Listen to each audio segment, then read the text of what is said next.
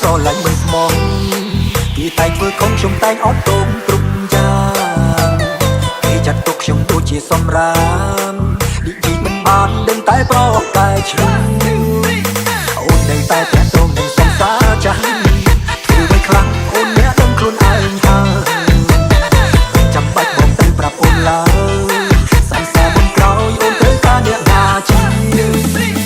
សង្សារចាស់អូននៅតែសំខាន់ស្នេហ៍រឿងរាប់អានបងចេញមើលខ្លួនឯងហើយបាច់ពឹងគូហក់លួចលាក់ឡើយ